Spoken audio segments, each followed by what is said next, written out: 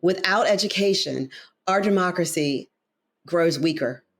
It's a known fact. There should be no debate in Raleigh over this, and there won't be when the people know.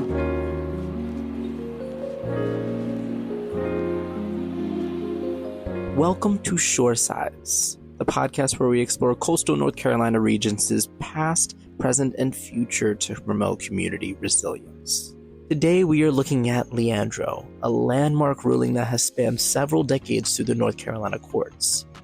We'll see where the Leandro case stands as of today and what the future for public school funding may look like in the coming years here in coastal Carolina. To really understand the evolution of the Leandro case, I sat down with Rebecca Trammell, the lead advocate at Community Conversations, a nonprofit here in Hanover County that's centered around achieving excellence and equity in education. In 1994, 5 rural communities came together to sue the state of North Carolina because they knew that with the allotment they were getting from the state, they could not provide a decent education for their kids. For those of you trying to remember 1994, The Lion King was the #1 film, followed close by Forrest Gump, and the biggest fashion trends were denim, velvet, and animal print. It's in our Constitution that every child should be educated regardless of where they're from. And in 1997, the North Carolina Supreme Court sided with these 5 counties and said, you know what? It's in the Constitution and the state has to release funds. It's the state's obligation to pay for quality education for every child. So in 2002 and 2004, they determined that certain kids were not getting access to a sound basic education across the board. And disproportionately, these children are Black English learners, they're disabled, and they come from rural communities. And they said, it's time that you guys get it together and make this right. And so they trusted the General Assembly to be motivated to honor their constitutional obligation. Unfortunately, that wasn't the case. Things got better for a little while, but then after 2010, things got remarkably worse to the point that the suit was brought back to court in 2016. The plaintiffs and the state came to an agreement that they would hire consultants to study and survey the entire state to see what's wrong and what needs to be fixed. And they came up with recommendations, and that became the basis for the Leandro Comprehensive Remedial Plan. And essentially, it states that the high level is every school would be safe and a facility that is conducive for learning. Every teacher would be well-trained, competent, and supported. Every administrator would be well-trained, competent, and supported. And every child would have access to a sound basic education. And the cost of this 8-year strategic plan to implement these strategies would cost $5.54 billion. And the judge, after it was all presented, said, okay, we know what to do. Let's do it. And then to that, the General Assembly showed their true colors. And the state as a whole has done everything they can to not release the funds. Even though we have them. At the time that they refused to fully fund the Leandro plan, we had $6 billion sitting in the Treasury. Right now, they only funded 11% of the Leandro Comprehensive Remedial Plan this past fiscal year and the upcoming. Only 11% was funded. And we have $4.7 billion sitting in our rainy day fund right now. Now, Rebecca and I talked a lot about the overarching details of the Leandro case, but what I was really curious about is, what is the significance of Leandro in coastal Carolina? What impact would it make if we truly commit ourselves to pursuing the Leandro plan? Here's what she had to say.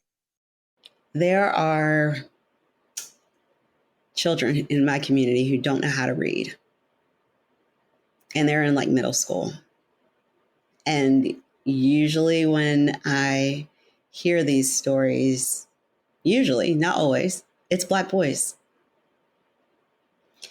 And what kind of hope or future do they have if they can't read? What options do they have?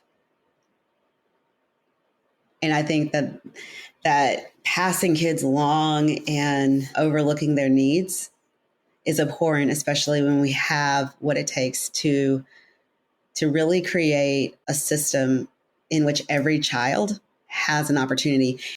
According to the Racial Equity Report Card from the Southern Coalition for Social Justice, here in New Hanover County in the 2022 to 2023 school year, white students in grades 3 to 8 were 3.6 times more likely to score career and college ready on final exams than Black students.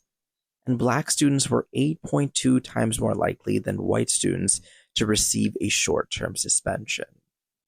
Now, if you're in the same boat as I am, you're probably questioning, why hasn't the General Assembly pushed the needle in addressing these disparities and inequities here in New Hanover County and all across the state? And Rebecca actually had a very interesting yet simple response to this. The people don't know. The people don't know. 80% of people put their kids in public schools. That's 1.5 million kids. They're Republican and Democrat. Bottom line is, if the people of North Carolina knew that we could hold our government officials accountable to effectuate the Leandro Comprehensive Remedial Plan. Right now, 69% of children between grades 3 and 8 cannot read on grade level. 31% of kids are on track for college and career. It's indefensible to use our courts to violate the constitutional rights of children.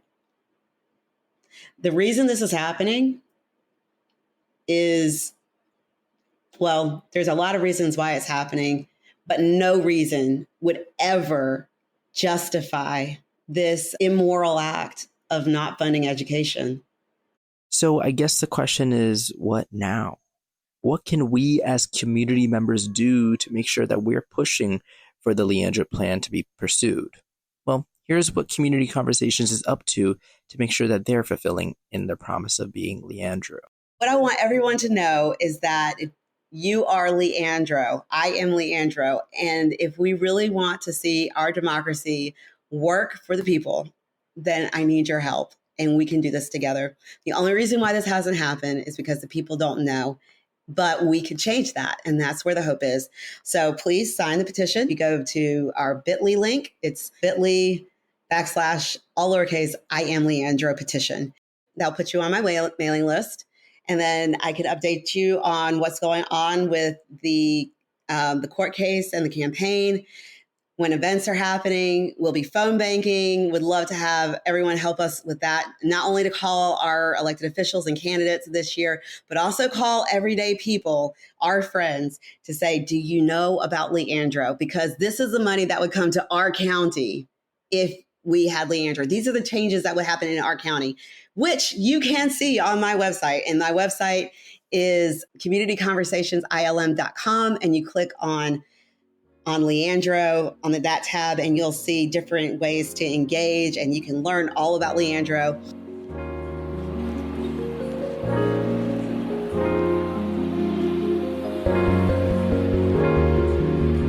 Thank you so much for tuning into this episode. If you enjoyed what you heard, visit our website, www.shoresides.org. Until next time, I'm your host, Akshay, reminding you to stay informed and stay involved. This episode was produced by Akshay Gokul. Special thanks to our guest, Rebecca Tremmel. Our music was by Tavari. For more stories on Coastal Carolina, visit our website, www.shoresides.org.